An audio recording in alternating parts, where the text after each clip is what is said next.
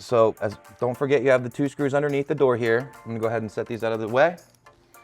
Pop the door open. I like to use the toe of my foot here to hold the inside of the door up, so that way when I take the screws out of the inside of this door, the door doesn't drop down, cause any issues, cause any bending of the actual stainless on the control panel. You have 3 screws down each side. Do not remove the screws at the top by the left.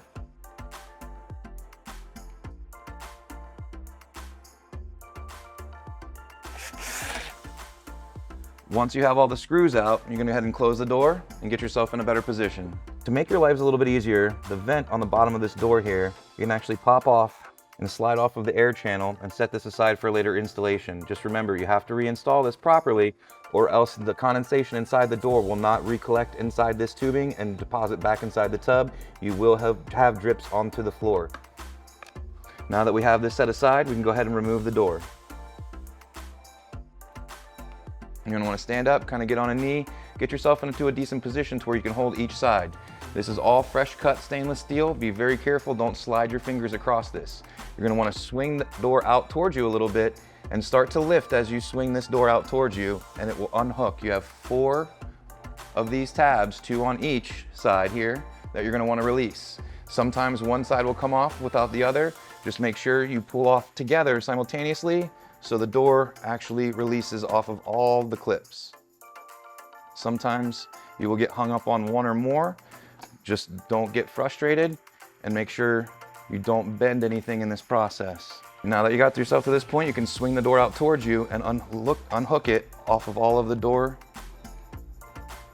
off of the inside of the door here. Make sure you don't bend too far.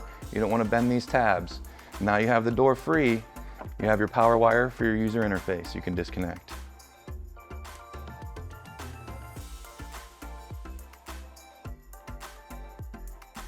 You've successfully removed the stainless steel outer door.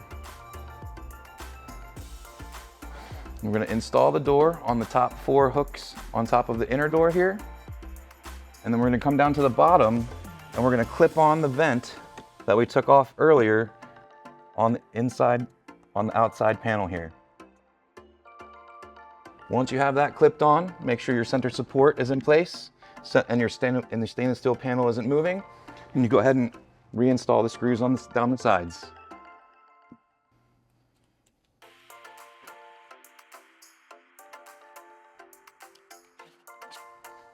You just successfully replaced the stainless steel panel on your ASKO dishwasher.